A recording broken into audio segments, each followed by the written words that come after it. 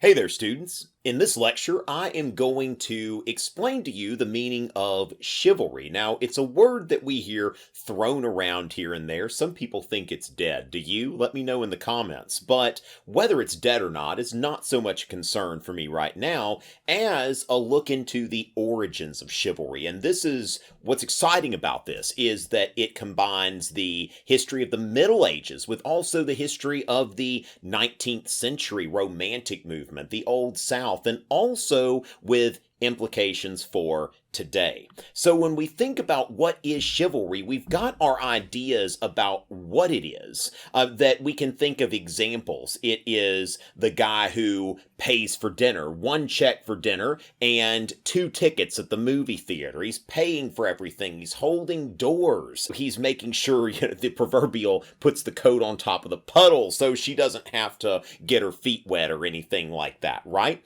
And so when we don't really think about it that much, we start to think like, okay, is this about just somebody being a nice guy? And really, that's not exactly what chivalry is, okay? It's not just about being a nice guy. In fact, that's not really it at all, because that's what, now, of course, we think about, okay, this guy's nice in certain cases, but in certain cases he's not nice. Let's imagine that this chivalrous guy takes his girl to dinner, one check, the movie theater, two tickets, and then someone makes a snide remark about her. And that is when the gloves come off. That is when this guy is not quite so nice anymore. In fact, he's not expected to be. And so you see where chivalry really comes from the old medieval knights. It comes from the word cheval, which is the medieval French word for horse. So it comes from this idea of the medieval knight, a merger of Germanic warrior culture and Christian morality. And of course, in U.S. history, we run into chivalry when we run into the Brooks-Sumner affair from 1856. This was at the height of the controversies about the expansion of slavery, bleeding Kansas, and all of that.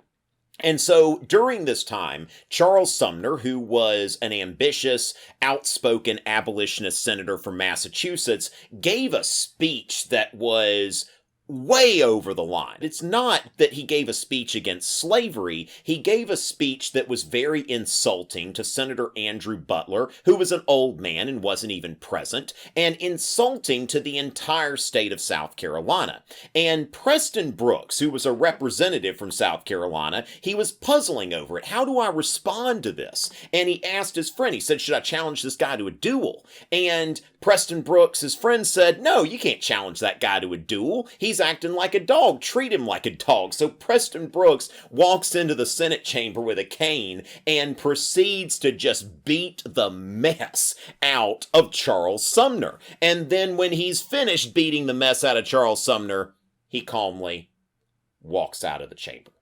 And in the course of doing this, he has defended the honor of his relative and of his state. Now, of course, when you look at this cartoon that was produced in the North at the time, they're saying here Southern chivalry, and you see where Preston Brooks is portrayed as this faceless animal of a man. Now, of course, the views on this were polarized because, of course, in the North, it was just like, who is this slave-holding animal? Whereas in the South, people heard that he broke his cane and they sent him canes. One of them even said, hit him again. So a lot of people in the South felt like, here is a man who stood up for them and defended their honor against this trash-talking Northern abolitionist. And so chivalry is not really just about being a nice guy, that when somebody insults someone's lady, someone's country or state, or someone's religion, then they are ready to fight. Now, they're a nice guy to a point, but at a certain point, they are ready to fight to defend the honor of themselves and those around them.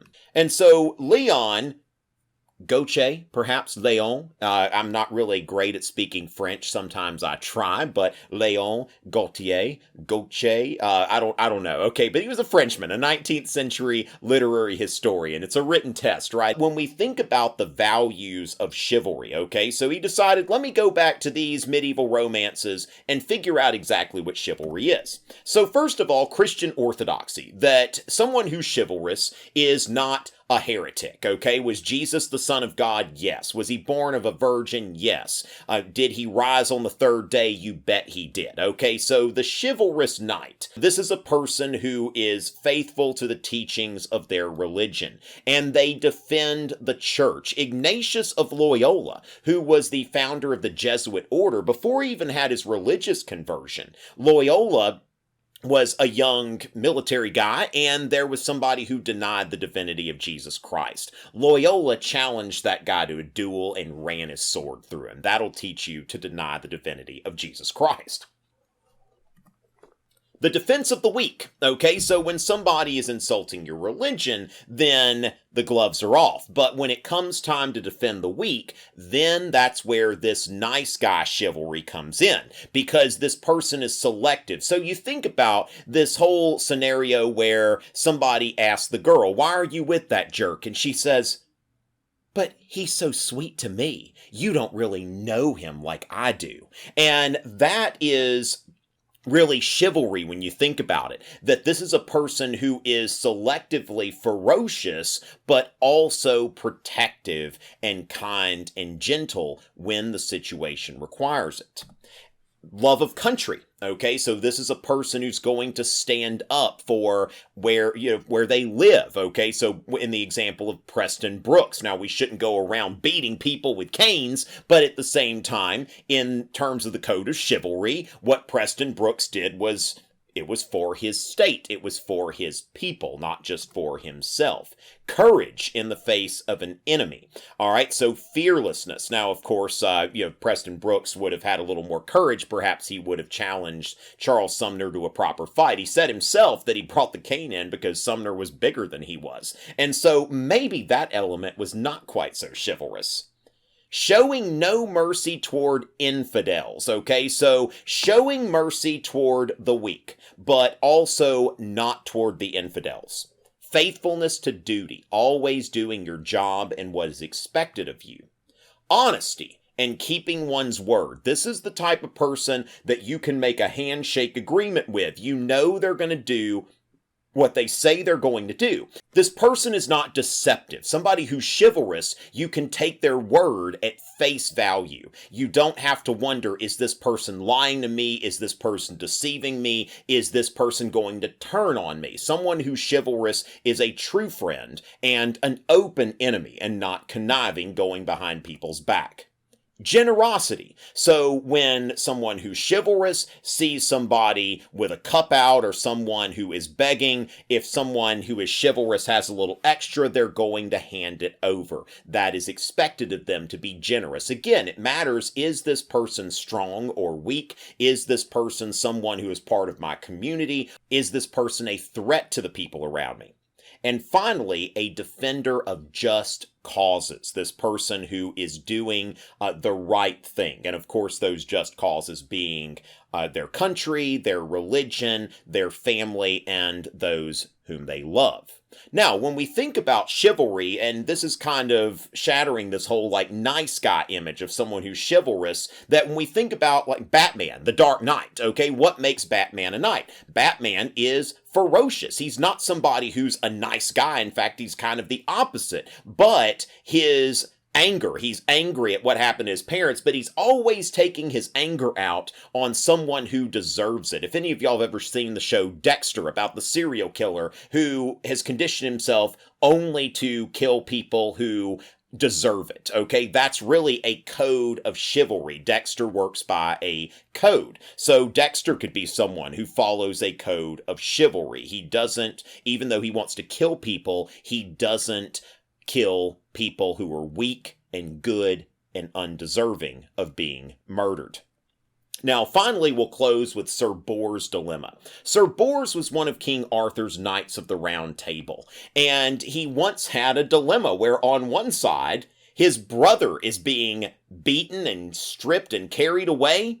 And on the other side, there's a lady, there's a damsel in distress, and Sir Bors has to make a decision. He can't be in both places. Well, guess what? Sir Bors goes after the lady. That is chivalry. His brother was not too happy about that, by the way, but Sir Bors, being a chivalrous knight of the Round Table, went and saved the woman. And so, from the point of someone who is chivalrous, it is hoes before bros, if you will, but someone who's chivalrous would never refer to a lady that way. She's not a hoe. She's my girl. And so with that, ladies and gentlemen, that is a basic introduction to the concept of chivalry. Hope you enjoyed it. Please leave a comment, a like, and remember to subscribe if you haven't already, because there's plenty more stuff where this came from on my channel. It is always a pleasure.